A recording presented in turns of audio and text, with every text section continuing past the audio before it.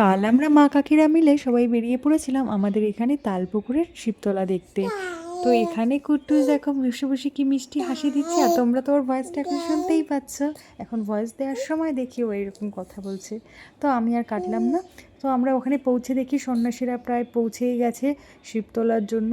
তো সেটাই তোমাদের একটু দেখাচ্ছি। আর এখানে দেখো পালকিটা কি সুন্দর করে সাজিয়েছে। আর এইখানে শিবতলা কিন্তু আমি প্রথমবার দেখব, বিয়ের পর থেকেই শুনে যাচ্ছি, কিন্তু সেরকমভাবে কখনো আসা হয়নি। এখানে গিয়ে দেখলাম অনেকেই শুয়ে আছে ডন্ডি কাটবে বলে পুকুরের সামনে। আর এখানে বাবার নতুন নাট মন্দির হচ্ছে। আর আমরা একটু তাড়াতাড়ি এসছিলাম যাতে একটু জায়গা পাই বসার। তো এখানে দেখলাম একটা ছোটোখাটো মেলাও বসছে। আর খুব রোদ ছিল পুকুরের সামনের দিকটায়, তাই আমরা সাইডে নাট মন্দিরের পাশে একটু জায়গা ছিল সেখানেই বসতে যাচ্ছিলাম, কারণ ওখানটা একটু ছায়া ছিল। আর এতটাই রোদ ছিল যে কুট্টুস তাকাতেই পাচ্ছে না দেখো। তারপর আমরা বেশ কিছুক্ষণ বসেই ছিলাম। এখানে কুট্টুসের একটু জল তেষ্টা পেয়েছে, তাই ওকে একটু জল খাওয়াচ্ছিল মা। আর আমরা এখানে সবাই মিলে একটু গল্প টল্প করছিলাম। এরপরে দেখি আস্তে আস্তে জায়গাটা পুরো লোক ভরে গেছে, আর নাট মন্দিরের ওপরেও অনেকে উঠে বসেছে। আর ওই পারটা প্রচুর ভিড় হয়ে গেছিলো আস্তে আস্তে। এখানে সব সন্ন্যাসীরা দাঁড়িয়েছিল। তারপরে কিছুক্ষণ পরে ওরা সবাই মিলে নেমে গেছে সাঁতার কাটতে কাটতে ওখানে শিবতলার জন্য। কারা কারা সাঁতার কাটতে পারো আমাকে কিন্তু কমেন্টে একটু জানাবে। আমি কিন্তু সেরকমভাবে সাঁতার কাটতে পারি না। এরপরে দেখলাম চড়কের গাছটা ওরা জলের মধ্যে খুঁজে পেয়ে গেছে, তো সেটা নিয়েই ওরা পাড়ের দিকে আসছিল।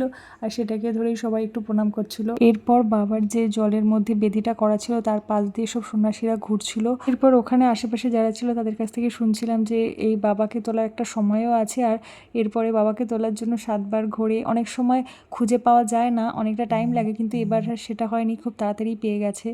তারপরে দেখলাম ওখান থেকে একজন ভেতরে ঢুকে সবার জন্য একটু মাটি কালেক্ট করে নিয়ে আসছিল। সেই মাটিটাই এই দেখো তোমরা দেখতে পাবে কাকিও নিয়ে এসছে, আমাদেরকে পরিয়ে দিচ্ছিল। যেহেতু প্রথমবার গেছি তালপুকুরে, সেহেতু আমার কিন্তু সব জিনিসগুলো দেখে খুব ভালোই লাগছিল। আর কুট্টুসও কিন্তু খুব এনজয় করছিল।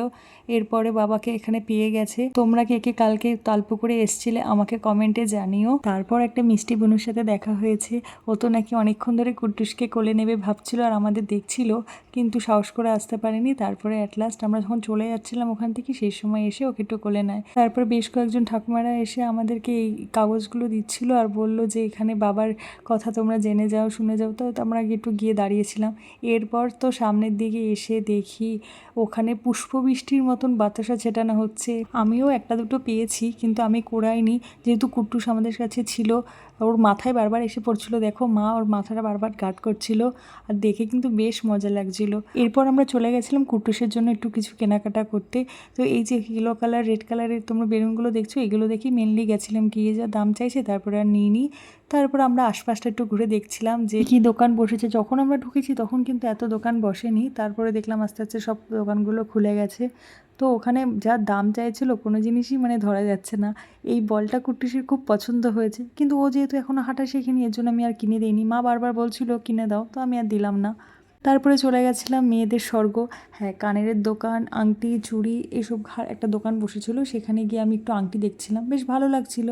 কিন্তু দেখলাম একটু রং রং ওঠা ছিল, তার জন্য আমি আর কি নিলাম না। এই মেলায় গিয়ে যে কি কিনবো এটাই আমি বুঝে পাই না। দেখতে আমার কিন্তু প্রচণ্ড ভালো লাগে, তাই এ দোকান সে দোকান ঘুরে দেখছিলাম। তারপরে এখানে আমরা কিছু ক্লিপ কিনেছিলাম, কাকি আমি মা মিলে।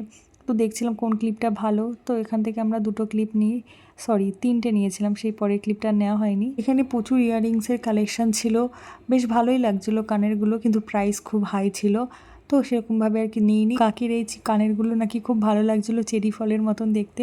তারপর চলে গেছিলাম কুট্টুসের জন্য একটু সফট টয়েস কিনতে। তারপর এখান থেকে অরেঞ্জ কালারের ওই পুতুলটা কিনে নিয়েছিলাম।